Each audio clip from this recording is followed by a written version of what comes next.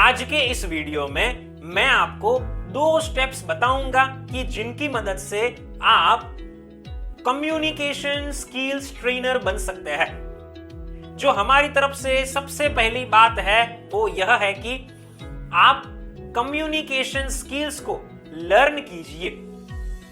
Communication skills trainer बनने के लिए सबसे इंपॉर्टेंट चीज यह है कि आपकी कम्युनिकेशन स्किल्स अच्छी हो। आपकी कम्युनिकेशन स्किल्स अच्छी हो इसलिए आपको उन्हें सीखनी पड़ेगी। और अगर आपकी कम्युनिकेशन स्किल्स ऑलरेडी अच्छी है तो कौन कौन सी चीजें कम्युनिकेशन स्किल्स ट्रेनर को सिखानी चाहिए, एटलीस्ट वो तो आपको जाननी ही पड़ेगी। तो यहां पर मैं आपको कुछ बातें बताता हूं, कुछ मॉड्यूल्स के नाम बताता हूं कि जिनको आपको लर्न करने चाहिए और आपकी कम्युनिकेशन स्किल्स को अच्छी बनानी चाहिए। जैसे कि सबसे पहले आता है हमें कॉन्फिडेंस के साथ लोगों से बात कैसे करनी चाहिए।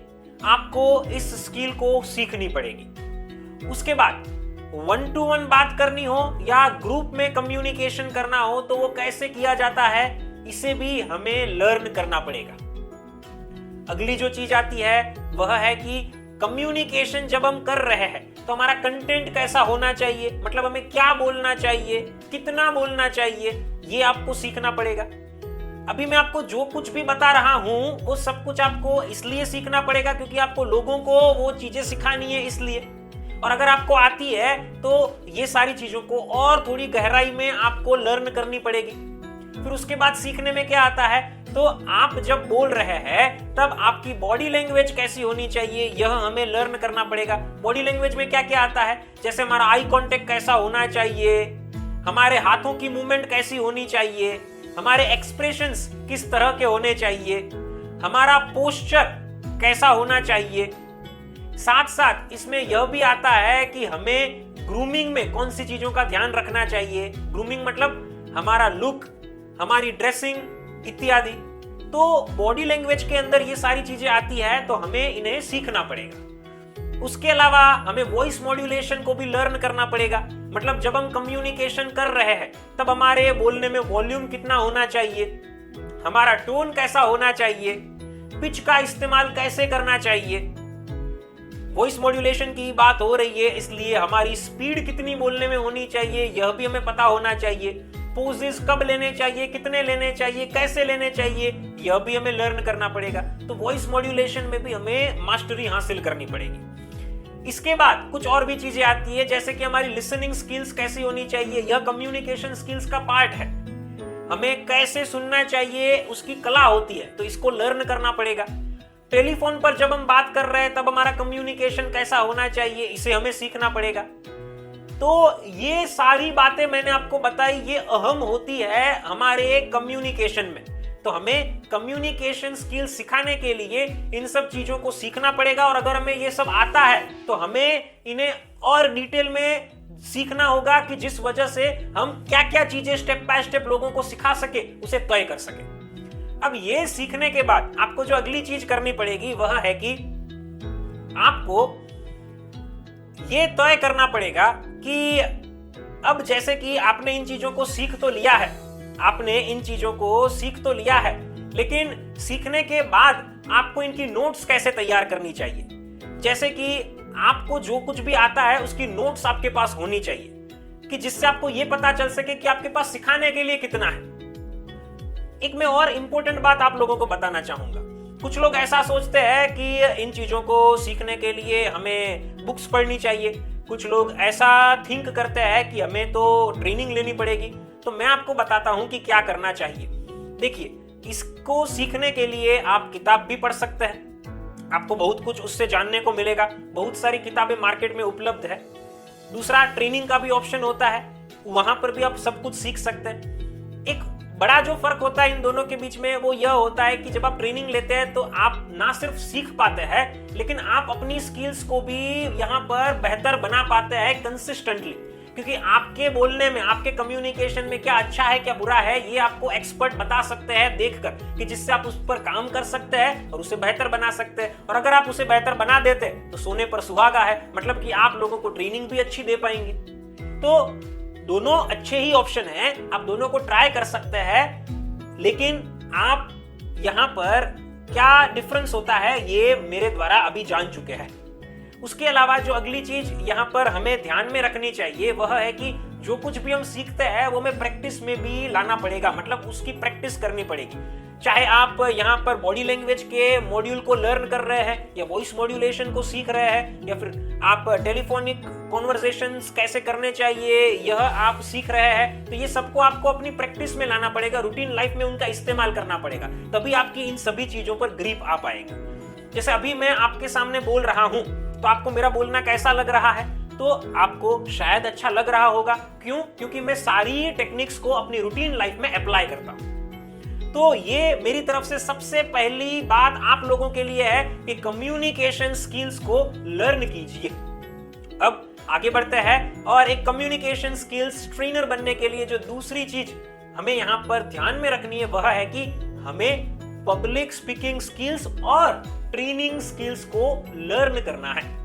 आपकी कम्युनिकेशन स्किल्स बहुत अच्छी है उदाहरण के तौर पर, लेकिन आपको यह नहीं आता है कि सिखाना कैसे चाहिए, तो फिर उस स्किल का उपयोग आप कैसे करेंगे। तो हमें पब्लिक स्पीकिंग स्किल्स और ट्रेनिंग स्किल्स को लर्न करनी है। मैं आपको ऊपर से बता देता हूं, बल्कि डिटेल में ही बता रहा हूं कि आपको इन्हें कैसे सीखना चाहिए कि जिससे आपको यह पता चल सके कि आप आगे कैसे बढ़ सकते हैं। तो मैं सबसे पहले यह कहना चाहूंगा कि आपके पास जो ज्ञान है उसे लोगों के साथ शेयर करने के लिए पहले आपको यह पता होना चाहिए कि आपको अपने कंटेंट को डिजाइन कैसे करना चाहिए। अब मैं आपके साथ नॉलेज को अगर YouTube पर ऐसे शेयर कर रहा हूं, लेकिन मुझे ही नहीं पता है कि वीडियो कैसे बनानी चाहिए, तो फिर मेरे नॉलेज का फायदा क्या, मैं कैसे वीडियो बनाकर आपको बताऊंगा। उसी तरह से कम्युनिकेशन स्किल्स ट्रेनर बनने के लिए आपके ज्ञान को अच्छे से स्ट्रक्चर करना आपको आना चाहिए। मतलब 1 घंटा मान लो आपको किसी को ट्रेनिंग देनी है, तो आपको क्या कवर करना चाहिए, क्या नहीं कवर करना चाहिए, ये पता होना चाहिए। कितना कवर करना चाहिए, कितना नहीं करना चाहिए, ये मालूम होना चाहिए। आपको क्या इसके लिए स्क्रिप्ट लिखनी पड़ेगी या पॉइंट्स सिर्फ तैयार करने पड़ेंगे, ये आपको जानना चाहिए। तो यहाँ पर आपको ये सब कुछ सीखना पड़ेगा कि जिससे आप कंटेंट को कैसे तैयार करते हैं ये जान सके। उसके बाद जो अगली चीज आती है वह आती है कि ऑडियंस के साथ कनेक्शन कैसे बनाएं। आप जब लोगों को ट्रेनिंग देते हैं तो वहां पर ऑडियंस से कनेक्शन बन जाना बहुत जरूरी है। सबसे पहले ही यह बात आती है कि आप अपने कंटेंट को तैयार करें उससे पहले यह जान ले कि आपकी ऑडियंस की जरूरतें क्या है, उस हिसाब से आप अपने कंटेंट को तैयार करें। लेकिन ये जरूरतें जाननी कैसे चाहिए यह हमें लर्न करना पड़ेगा। उसके अलावा जब हम लोगों को ट्रेनिंग दे रहे हैं उस वक्त उन्हें एंगेज्ड कैसे रख सकते हैं यह भी सीखना पड़ेगा।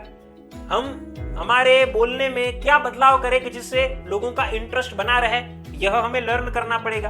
तो ऑडियंस के साथ कनेक्शन कैसे बनाना चाहिए ये ट्रेनिंग स्किल्स के अंदर सीखना बहुत जरूरी है।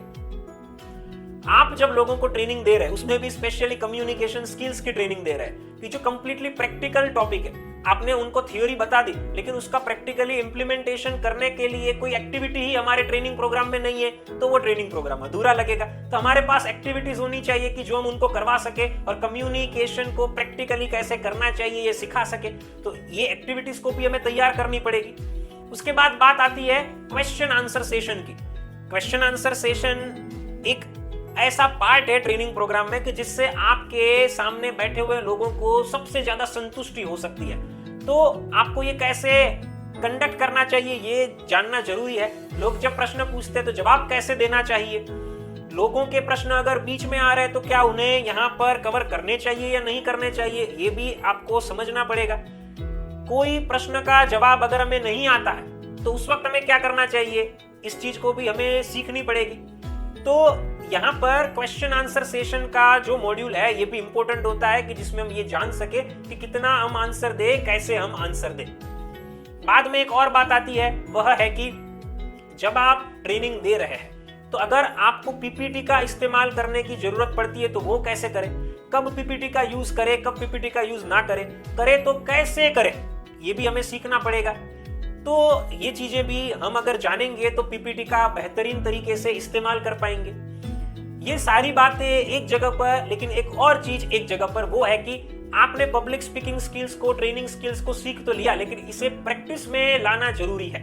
आपको नॉन प्रोफेशनली शुरुआत में हो सकता है कि ट्रेनिंग प्रोग्राम्स रखने की जरूरत पड़े या आप रखना चाहे कि जिसमें आपको ये सारी चीजें प्रैक्टिकली इंप्लीमेंट करने का मौका मिलेगा और आप दिन प्रतिदिन उनमें बेहतर होते जाएंगे। तो कुल मिलाकर इस तरह से मैंने आपको 2 स्टेप्स बताए कि जिन्हें फॉलो करके आप लोगों को कम्युनिकेशन स्किल्स की ट्रेनिंग दे सकते हैं, एक अच्छे कम्युनिकेशन स्किल्स ट्रेनर बन सकते हैं। एक और प्रश्न आपके दिमाग में हो सकता है कि हमने ये सब तो सीख लिया, कम्युनिकेशन स्किल्स अच्छी है, पब्लिक स्पीकिंग और ट्रेनिंग स्किल्स भी अच्छी है, लेकिन इसे अगर प्रोफेशन में कन्वर्ट करना हो तो कैसे करें? तो अगर आप इसे प्रोफेशन में कन्वर्ट करना चाहते हैं तो इसके बारे में हम आपको हमारे कोर्स में बताएंगे। तो साथियों, मैं आपको यहां पर यह कहना चाहूंगा कि अगर आप एक पावरफुल ट्रेनर बनना चाहते हैं तो आप हमारे online live train the trainer course को ज्वाइन कर सकते हैं। नीचे दिए गए नंबर पर आप हमें अभी कॉल कीजिए, मैं आपसे पर्सनली बात करूंगा, आपकी सारी प्रॉब्लम्स और रिक्वायरमेंट्स को सुनूंगा और समझूंगा और आपको पर्सनल ट्रेनिंग देकर एक कॉन्फिडेंट और परफेक्ट ट्रेनर बनाऊंगा। फ्रेंड्स, फिर मिलेंगे एक नई वीडियो के साथ। Thank you.